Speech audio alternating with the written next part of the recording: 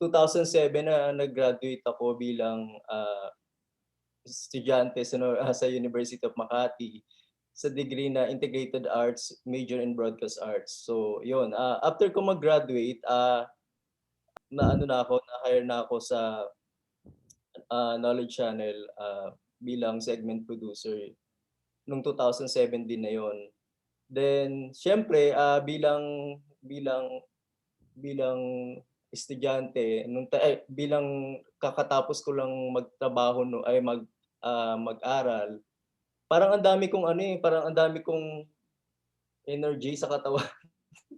So, parang lahat gusto ko gawin nung time na yun na nag-graduate ako kaya feeling ko, isa sa mga factor kung bakit nung sumunod na taon umaangat agad yung position ko dahil gusto kong gawin lahat.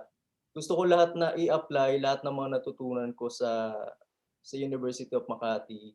Nag-aaral ako, gusto ko lahat gawin kasi nung nag-aaral ako, lagi akong ano, mahilig akong mag-shoot.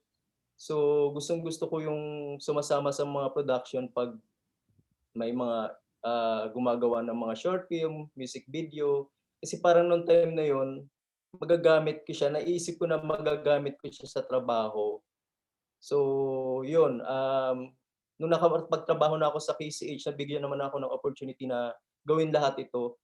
So, nung time na yun, segment producer, ibig sabihin ang ginagawa ko dito mag-produce ng particular segment sa isang, news. Kunwari, meron kaming tinatawag na news program dati para sa mga bata, yung K-Now. So, nagpo-produce ako ng segment doon, kasi 5 segment yun, tapos naghahanap ako ng case study. Usually yung topic namin tungkol sa mga bata, sa mga estudyante. So madalas na napupunta sa aking story yung mga bata na, gumagawa ng paraan para makapag-aral ng mabuti kahit ano, mahirap sila, ganyan, kulang sila sa financial at saka sa mga resources pa. Yun, 2008 to 2011, naging associate producer ako, and then nung sumunod na mga taon pa, na-assign na ako bilang executive producer. So bilang associate producer, ako yung nag-a-assist sa EP namin sa lahat ng mga ginagawa niya sa isang malaking production. So, tumutulong ako sa paghahanap ng mga ng mga tao katulad nung writer, ah, cameraman, mga taga-ilaw, tapos production assistant. So yung sa kabuuan ako yung under niya para i-handle yung buong production crew, staff and crew namin. So, um, meron akong mga tawag nito, ang mga schedule para maging maayos. Inaayos ko yung schedule para maging maayos yung flow ng shoot namin from call time to hanggang mag-pack up kami sa shoot, ganyan. And then yun, naging training ground ko yun para makapag-ano, maging EP naman ako or ma-handle pa yung mas malaking production. So, ang kaibahan naman nito, 'pag executive producer ka naman, parang parang nandun pa rin naman yung ano, yung pagiging associate producer. Pero ito kasi mas ano na 'to, mas malaking role na kasi nakikipag-usap ka na rin sa client, ganyan. Tapos ano pa ba? Yun, mas kailangan mo ring kabisaduhin yung galaw rin ng mga tao under you para siguradong maayos yung production or yung process ng production 'pag nagso-shoot, ganyan, 'pag nag-e-edit, ganyan. So yun, sa mga panahon yun 2008 to 2011, so naka-handle ako ng mga minor tsaka major production ng KCH. Nabigyan naman ako ng opportunity nung 2012 na maging production head. So, ang kaibahan naman nito, sa ginagawa ko ay siguro nadagdagan lang yung ano, nadagdagan yung role ko kasi parang meron kami mga producers pa na iba na hina-handle ko. So, yung mga producers na 'to, bawat isa sa kanila ay may hinahawakang mga production din. mga minor at saka major production. So, dahil lumalaki na rin yung foundation at marami na rin kaming pino-produce, meron kaming mga iba't ibang producers na nagha-handle para sa ibang production o sa ibang mga shoot na ginagawa namin, 'yan. So, isa ako sa tumutulong sa kanila para maging maayos yung mga ginagawa nila at maging yun, naaayon sa yun, sa gusto naming mangyari sa isang programa. Tapos nung 2013, ito siguro yung panahon na after namin makagawa ng maraming mga bagong production content, curriculum content, ah, meron kaming mga ano, may mga nakuha kaming mga awards sa mga iba't ibang organizations tsaka within the Lopez Group. So nabigyan kami ng award sa pagdating sa pagpo-produce namin ng mga production namin, tsaka dun sa ano yung paano yung process at kung paano namin hina-handle yung ano namin, yung grupo namin. Yun yung management, award, yun. Tapos nung siguro after 2013 siguro parang ito yung transition na parang nung time na yun, 2014, parang ano, ang dami ko na masyadong ginagawa, nakakapagod din pala. So ngayon, bumalik ako dun sa gustong-gusto kong gawin, kasi feeling ko lang nito nung time ng 2014 na parang meron nagawa ko naman lahat, parang ito lang yung time na parang sabi ko kailangan lang mabalanse lahat. So, bumalik ako dun sa gustong-gusto kong gawin, photography, siyempre nag-volunteer work din ako sa ibang organization, particularly dun sa mga may tumutulong sa mga ano, sa environment. Ganyan, tsaka sa community, ganyan. Nagvo-volunteer work ako do'n. And then, 'yun, travel and adventure, gustong-gusto ko yung umaalis, magta-travel sa iba't ibang lugar. Umaakyat ako ng bundok, 'yun, siyempre nag-e-enjoy ng naliligo sa tabing dagat, ganyan. So 'yun yung feeling ko dapat ano, binalanse ko lang yung buhay ko dun sa trabaho, dun para magawa ko rin yung ibang mga bagay na gusto kong gawin dati. Kasi puro trabaho-trabaho, eh. So, parang feeling ko dapat may break lang din tayo, para dun sa mga gusto nating gawin na iba. Ito na yung panahon na parang masaya lang ako, tapos nakuntento ako dun sa mga bagay-bagay na natanggap ko. Ang Knowledge Channel ang first and only curriculum-based educational channel sa Pilipinas, 'yan. Na-establish siya noong 1999 bilang isang non-profit organization. Kilala yung Knowledge Channel sa pagpo-produce ng mga curriculum-based and instructional shows para sa mga K-12 students. So, currently meron kaming 24-hour programming. 'Yun, sa iba't ibang platforms napapanood kami. Kaya curriculum based, ang Knowledge Channel kasi ay nagpo-produce ng mga educational content na ibig sabihin ay nakabase sa curriculum ng DepEd. So halimbawa, magpo-produce kami kanina napanood niyo yung sciences, interstitial yan or short form, content namin 'yan. Pero meron kami mga ano, mga production na na mas mahahaba diyan. So, mga 16 to 20 minutes yung running time niya. So, yung mga programa na yun ay, ginagamit ng mga teacher. So, halimbawa sa science program na Puno ng Buhay, Maymay, Entrata, and Khalil. So, sa Puno ng Buhay, um, kung ano yung nasa lesson plan ni teacher, yun yung nandodo'n sa napapanood nila. Ibig sabihin kunwari sa part 1 ng lesson plan ni teacher tinanong niya kung ano ang ecosystem. So, yung version na yun sa video ay mapapanood natin si Maymay o si Khalil na nagtatanong, "Ano ang ecosystem?" So, gano'n siya tumatakbo. Tapos ipapaliwanag ni teacher kung ano yung ecosystem, sa video gano'n din ipapaliwanag yung ecosystem. Ang kinaibahan nga lang nito, nasa classroom yung mga bata, kami nasa television, ang pino-provide namin audio and video, meron tayong audio tsaka visual ano, content. So, yun mas engaging siya sa mga bata. Tapos, yun, may tanong dito na what is ETV? Ito ay tinatawag na educational television programs. So, nagsimula 'to sa panahon ng ano, ng ABS-CBN Foundation, si Gina Lopez noong 1999.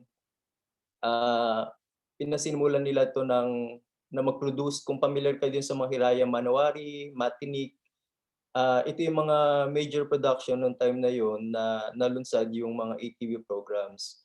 So, ang Knowledge Channel bilang isa sa mga pioneer ng pagbuo ng mga educational infrastructure sa mga schools, nagkabit kami ng mga ano, ng mga television para lahat ng mga, iba't ibang eskuwelahan sa Pilipinas ay makapanood ng mga ganitong, content. So yun, sa ngayon ay meron kaming parang 3 million students ay 3 million na TV sets, sa iba't ibang sa buong Pilipinas na nakabitan namin at nagawa namin yun sa tulong din ng mga donors and sponsors namin. Ngayon, kung titignan niyo dito sa ecosystem Knowledge Channel Organization, binubuo kami ng teachers, principals, students, and parents, LGU, social workers, at iba't ibang organization pa. Education consultants, production staff, and crew. Itong ecosystem na 'to, ito yung 'pag bumubuo kami ng production sa Knowledge Channel, sila yung tumutulong sa amin para makabuo kami ng isang magandang educational content para sa mga bata. So, pansin niyo may teachers and principal. So, bakit sila nandiya-diyan? Siyempre, um, 'pag gumagawa kami ng programa, lagi namin tinitignan kung itong content na 'to ay makakatulong ba sa mga guro at sa mga principal sa buong Pilipinas. So, hindi lang basta siya ipo-produce na gano'n, makapag-produce ng educational content. So, marami siyang pinagdaraanan. Kino-consult namin yang mga ating mga teachers saka mga principals kung ano ba yung dapat or kailangan na mapanood ng mga bata sa isang programa. Students and parents bakit nandiya-diyan yung estudyante, siyempre sila yung number one na audience namin, sila yung dahilan kung bakit kami nagpo-produce ng educational content. So, nandiyan sila para tanungin namin kung ano ba yung mga gusto nilang mapanood sa isang programa at ano yung ayaw nila. So, nalalaman namin kung ano yung uso, ano yung pangit para sa kanila, ganyan. So, ano pa yung mga hindi nila gusto. So, nalilista namin 'yan during pre-work namin, yung mga interviews na ginagawa namin. Parents, nandiyan yung mga magulang kasi para, malaman din namin kung ano yung madaling paraan para magamit itong mga educational content. So, nakakakuha kami ng mga opinyon mula sa kanila para malaman kung paano paano namin paano paano nila magagamit 'tong ano na 'to, content na 'to sa kanilang bahay halimbawa. So, hindi naman kasi natatapos lang sa panonood ng television yung na panonood ng isang programa yung mga bata. So, kailangan bukod sa teacher, dapat tulungan din ng mga magulang kung paano ipapaliwanag yung napapanood ng mga bata sa TV. LGU, yung mga local government units natin, nandiya-diyan sila para matulungan yung mga paaralan or yung mga schools under dun sa kanilang district or kanilang supervision na mag-connect or ma mapakalat pa yung mga infrastructure katulad ng pagkakabit ng mga television sa bawat classroom. So, nilalapitan namin sila na baka, si mayor or kung sino man dun sa LGU ang makapag-donate ng mga educational, materials katulad ng television, ganyan. Kung meron pang player dun sa school, para lang mapalabas o mapanood natin yung mga educational content na 'to. Social workers and other organizations, kailangan namin ng mga social worker tsaka iba't ibang organization pa para makapag-produce kami ng maayos na programa. Yung social worker kasi ito yung mga nakakakuha kami ng opinyon or parang mga idea sa kanila kung paano namin i-handle yung production, sa mismong live production at saka kung ano yung kasi itong mga binubuo sila ng mga ng mga psychologist din. So, nalalaman namin kung ano yung iniisip ng mga bata, ganyan. Kung ano yung mga pangit at hindi maganda sa isang educational content pagdating sa ayun sa paggamit ng iba't ibang materials. Kunwari kung may nakakapanood tayo ng isang, programa tungkol sa isang Muslim. So, may mga, social worker kami ng mga Muslim na kino-consult namin para makahingi kami ng idea kung ano yung mga bawal at hindi dapat sa mga ganitong uri ng production. And then, other organizations, nakikipag-collaborate kami sa iba't ibang organization pa katulad ng, kunwari yung, tawag nito, Puno ng Buhay, yung organization na ka-partner namin dito ay Forest Foundation Philippines. Ito yung grupo na ano, nagha-handle ng o sila yung grupo na nangangalaga sa Sierra Madre at iba pang mga forest, areas dito sa Pilipinas. So yun, para lang mas maging malawak yung content at saka yung production, hindi lang kami nalilimita dun sa kung ano lang yung nalalaman namin within the group. Kailangan makipag-collaborate din kami sa ibang organization na may mga grupo ng experts. So yun, education consultants usually nanggagaling 'to sa ano, DepEd, Department of Education. Kasi sila yung main partner, eh.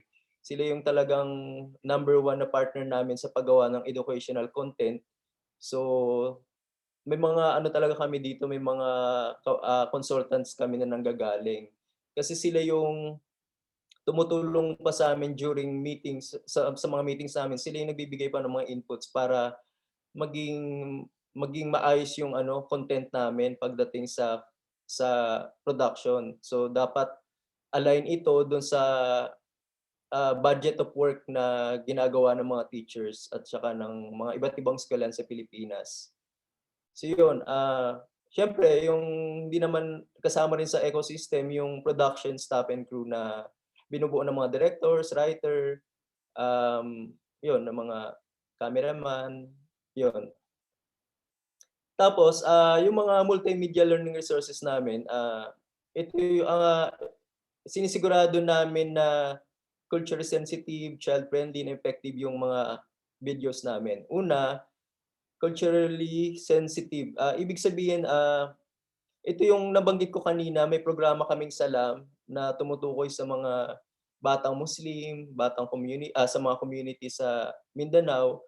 So, gumagawa kami ng mga ganitong programa para siyempre mapakita rin yung iba't ibang, kultura at tradisyon sa Pilipinas. So, nung pino-produce 'tong Salam, wala pa ako nito sa KCH, pero nung napanood ko yung mga documentaries saka mga iba't ibang article, nag-ano kami, meron dong tinayong ano, parang satellite office para i-manage yung pagkakabit ng mga television infrastructure sa Mindanao at saka para dun sa pagpo-produce ng programa na Salam.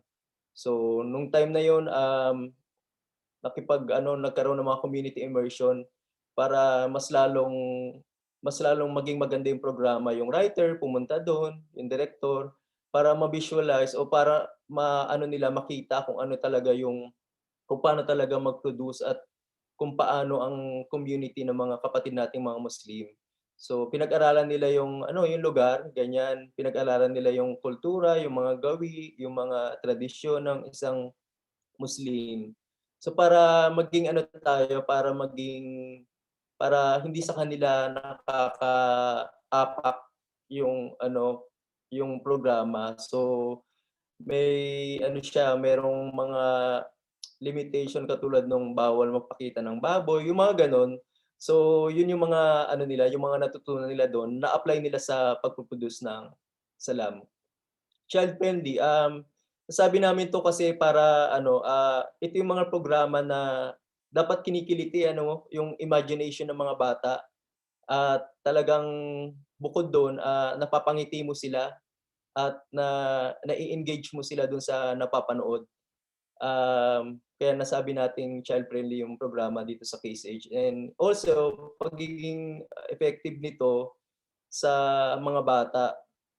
Kaya namin nasabi 'to, dapat, yung napapanood ng mga bata ay may something silang natututunan at meron silang, nai-a-apply paglabas nila sa classroom at after nila mapanood sa television. So, nagiging masaya kami 'pag nagiging effective yung isang programa kasi, um, may natututunan sila and then dun sa mga bukod dun sa sinasabi nating natututunan nila sa school, nag-a-apply nila 'to sa pang-araw-araw na buhay. So 'pag lumalabas sila o nakikipagsalamuha sila sa ano, sa labas ng bahay nila, natutuwa kami 'pag may mga na-interview kaming mga bata na 'pag sinasabi nila na napanood or natutunan nila 'to sa Knowledge Channel. So yun yung masasabi namin na effective yung isang programa, ayan. Sa buong ito, buong proseso na ginagawa namin sa po-produce ng programa, ito yung mga pinagdadaanan namin. So kanina, nasabi ko nga yung kanina yung salam, yung parang immersion, pumupunta sa isang lugar para mag-interview, yun yung tinatawag naming survey or parang interview or ito yung pre-work. So, katulad nung salam medyo ano, sensitibo yung kasi yung mga topic dito or yung mismong ano programa medyo ano siya, medyo kailangan pag-aralan ng mabuti. So, nagkaroon ng pre-interview dun tsaka immersion para lang maging maayos yung pagsusulat ng script. And then content writing ito yung sabi ko kanina 'di ba yung partner namin yung DepEd and then, yung eskuwelahan, yung mga estudyante, yung mga teachers, content writing ina-align namin yung lesson plan, dun sa ipo-produce naming content. So, pinag-aaralan namin kasama ng DepEd kung ano yung lesson plan ni teacher araw-araw. Kunwari sa science or math, tinitignan namin yung buong 40 minutes or isang oras na nagtuturo si ma'am or less, kung ano yung mga mahalagang topics na, ah, dapat ituro dun sa lesson plan niya. So hinihimay-himay yun. So, after himayin yun, content writing, usually itong content writing na 'to, content specialist yung tawag namin dito, nagha-hire kami ng ganitong tao tapos ito yung usually nakikipag-meeting sa DepEd para malaman kung ano yung mga dapat niyang ilagay dun sa ano, sa kaniyang, content. After nun, ipe-present namin 'to sa script committee o script meeting, na tinatawag namin. Ito sa script meeting binubuo 'to ng mga ng teachers, ng psychologists, ng producer, ng writer, ng director, at iba pang production staff and crew. So, pine-present namin yung content na gusto naming mangyari sa isang programa. Sa meeting na 'to, napagkakasunduan na nagkakaroon na ng idea yung writer tsaka yung, director kung ano yung magiging look at usually dito nakakahanda na rin sila ng parang ano, peg kung ano yung itsura nung ano, itsura ng show. Kaya sa meeting na 'to pine-present din nila yung idea nila na dapat ganito siya, ganito yung atake, ganito yung treatment or ganito yung style. And then after nun, magsisimula na tayo magsulat ng script. And then after magsulat ng script, marami pang series of meeting ulit na ginagawa. And then 'pag okey na-approve na tayo, okey na yung mga script natin, dito na natin sinisimulan yung production o yung pagso-shoot, ayan. So, sa production meron pang mga layers 'to, marami pa 'to na marami pang nagaganap diyan. So, sa production isa lang 'yan, yung magso-shoot, meron pa tayong post-production na nag-e-edit na tayo ng mga episodes. So, after ma-edit ng episodes natin, may episode review tayo. So, sa episode review, ito yung member din ng scriptwriting committee kanina na sinabi ko.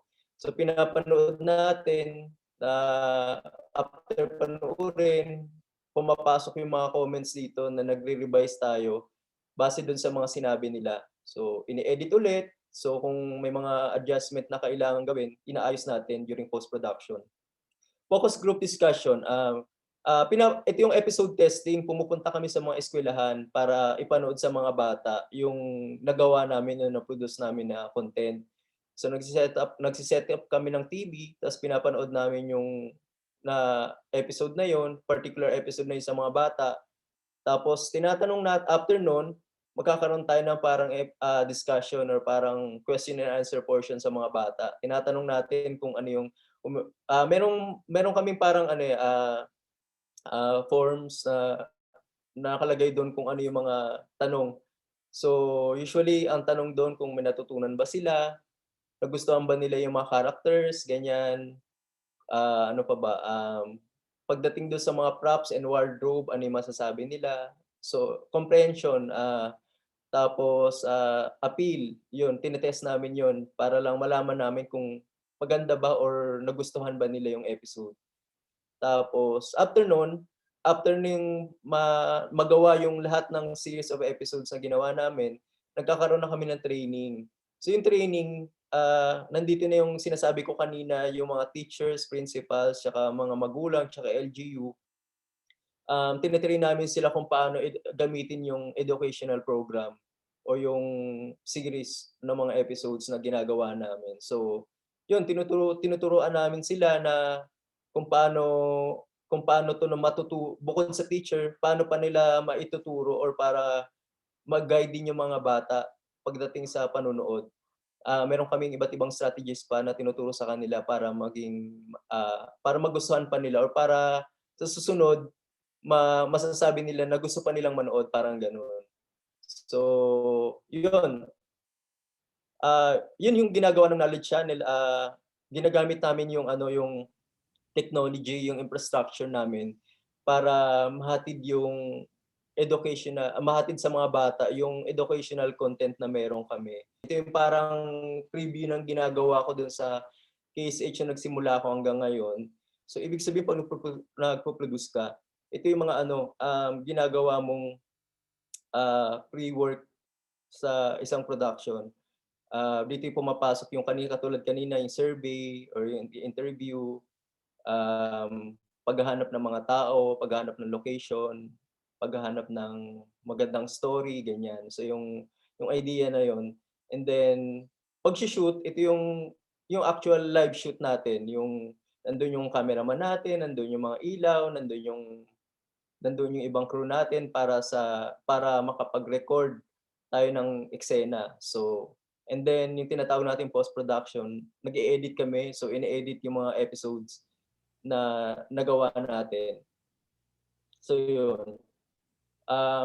Yan yung mga dati kong ginagawa. Nagpo-produce ako ng mga vlogs tsaka segments. Pero after niyan, nalipat ako dun sa mga major production na ginagawa. Pero ngayon, ginagawa ko pa rin 'to. So, kasi may mga times na ano, na kulang kami ng, gagawa. So, siyempre bilang marunong naman or kaya naman gawin, tumutulong na rin ako para mapabilis yung ginagawa natin.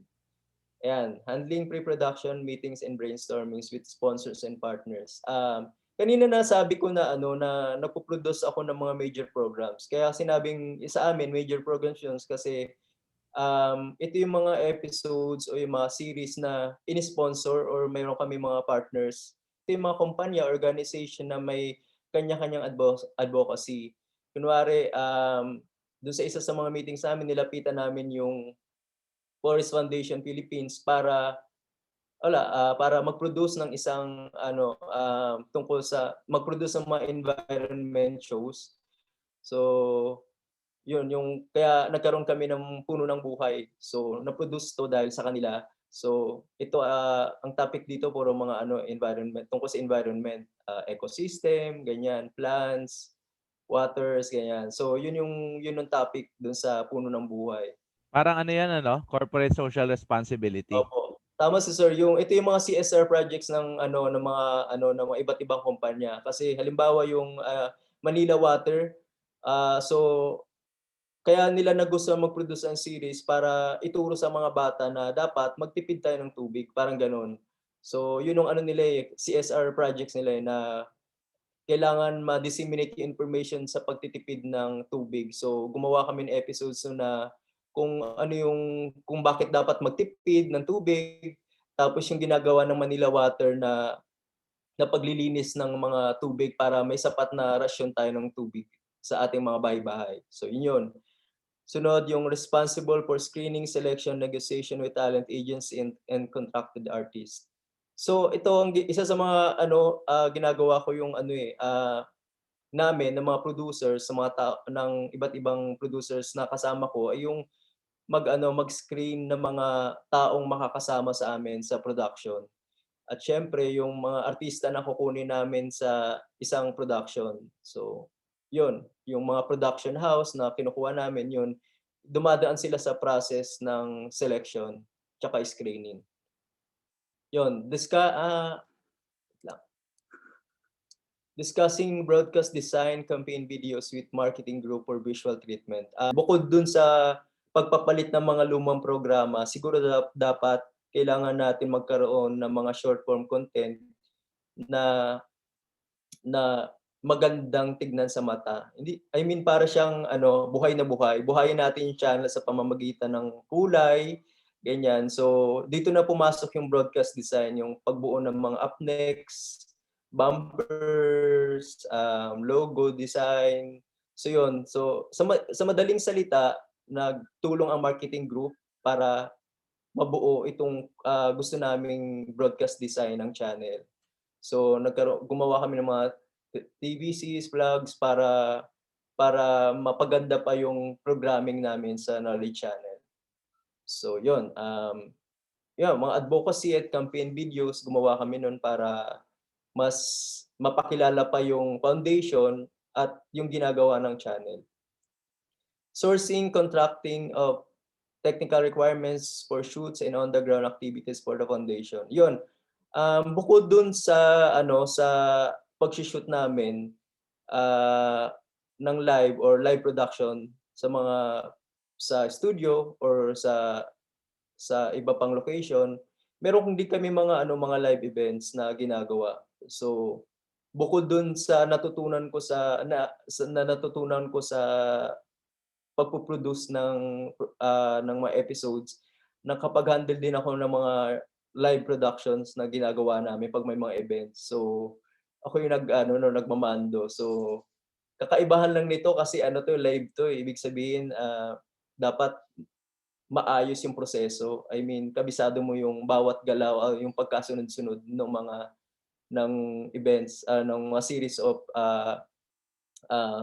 tawag nun, a series of na mangyayari dun sa isang event 'no. Dapat yan, synchronize ganyan, maayos. Talagang dapat yung ilaw mo, yung mga tugtog, yung mga gamitong scoring dapat maayos yan. Nag-aalign yan dun sa script na meron tayo sa live. JP, can you give us an example ng live production ng Knowledge Channel? Ayun, live production na ginagawa namin, ito yung masasabi ko yung mga online content namin ngayon.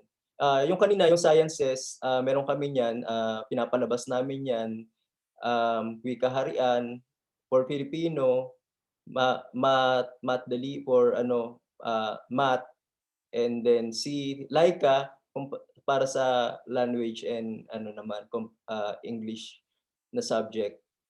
Yun. Tapos Blender, Team Blender para sa math.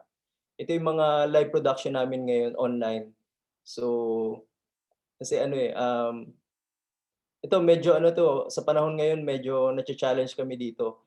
Pero nung una, yun medyo mahirap, nagte-test kami pero sa mga sumusunod parang lahat ng tao gumagawa nito. So medyo rin naman naayos na namin yung process nito. Limitado lang ito dun sa kakayahan ng meron kami. Kunwari yung talent namin, sinushoot lang namin via Zoom, nandun lang siya sa bahay, tapos yung isang team naman namin sila yung nagpapasok ng mga props and iba pang mga graphics na ginagawa namin para maging maganda yung content online. Yung short form na tinutukoy 'no ni Sir JP, yun yung, example nito yung sciences 'no, kasi maiksi lang siya. Parang yung napanood niyo kanina 5 minutes lang siya. Tapos yung long form, yung kinat ko 'no na program. So yung Matdali 'no, so kinat ko siya after a segment. Kasi bumalik na kay Robby Domingo 'di ba? Ito yung mga langgam kanina 'no na pinapanood natin. Yes, sir. Tama po. Yun, yun yung nasabi kanina, sir, yun yung mga ginagawa namin. Yung short form, yung interstitials na tinatawag namin, tapos yung long form na tinatawag namin, ito yung mga mahahabang episodes na mahaba yung total running time niya. So, ano ba yung mga tips na mabibigay ko? sa inyo, number one, take care of yourself. So, unang-una alagaan natin at mahalin natin yung sarili natin. So, mag-enjoy tayo, habang bata pa tayo mag-enjoy tayo, ganyan. Gawin natin yung mga gusto nating gawin. So, mag-exercise or kung may hobby kayo ng iba pang hobby na gusto niyong gawin, gawin niyo na, ganyan. Yung mga activities na sa tingin niyo makakatulong sa inyo para mag-improve kayo, gawin niyo. So yun, tapos number two, always be good and kind and be humble. So, maging mabait tayo sa lahat.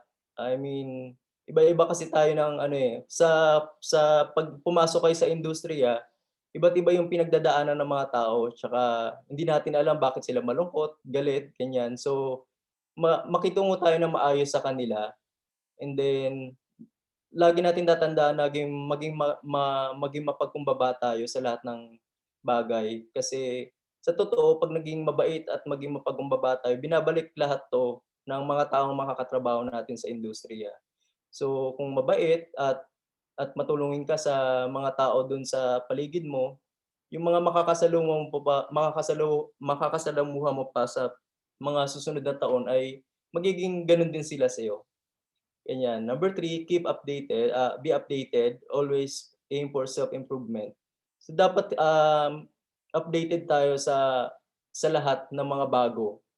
Lalo na ako bilang producer, kailangan kong maging updated sa lahat ng mga kung ano ba yung nauuso, style at treatment para sa mga bata. Tapos always, aim for self-improvement. Nung time na yon na pumasok ako bilang segment producer, nung nag-aaral ako medyo konti pa yung ano, kaalaman ko sa ibang areas ng pag-produce. So, ang ginawa ko, nag-aral ako kung paano mag-edit. So, mag-edit, ito yung malaking tulong sa akin kung bakit napapabilis ko yung shoot. Kasi 'pag marunong ka mag-edit at marunong kang mag-shoot at mag-ilaw, yung ano, yung pagod tsaka yung haba ng oras 'pag nagshi-shoot nababawasan yun kasi alam mo kapag nag-edit ka alam mo kung paano i-tweak or para tuhugin yung mga eksena, ganyan. So, bukod dun nababawasan yung pagod ni artista. So, kasi may mga portion na dapat hindi mo na sinu-shoot, ivo-voice over mo na lang, ganyan. So yun, yun yung mga bagay na nakatulong sa akin para mas lalo ko pang maging mahusay sa ginagawa ko. Number four, keep moving, there's no way up but up. So, lagi nating iisipin na lagi tayong, may goal tayo na umangat. Sa pag-aangat natin dapat lagi tayong, yun nga, hindi lumalaki yung ulo natin. So, dapat laging 'pag gusto nating maging ano pa, hindi lang tayo 'pag gusto nating hindi tayo makontento lang sa ganitong position or sa ginagawa natin, kailangan natin mag-level up kumbaga. So, pero 'pag ginagawa 'yun, habang umaangat tayo, huwag nating kalimutan na maging ano, mapagkumbaba at maging mabait sa lahat. So, isipin natin na yung pag-angat natin ay hindi lang 'to para sa sarili natin kundi dun sa yung mga taong nasa paligid natin. So, hindi ka naman makakarating dun sa taas kundi rin dahil sa kanila, 'di ba? So, parang i-appreciate din natin yung mga tulong ng mga taong yun bago tayo umangat. Tapos number five, smile and learn from your mistakes. Um, Parang smile. So, maging masaya lang tayo kasi 'pag nagtatrabaho tayo, lalo na sa 'pag nasa industriya tayo, nakakapagod, totoong nakakapagod tsaka nakaka-stress talaga yung ginagawa. Pero wag nating kalimutan yung mga bagay na ano, na kailangan maging masaya tayo.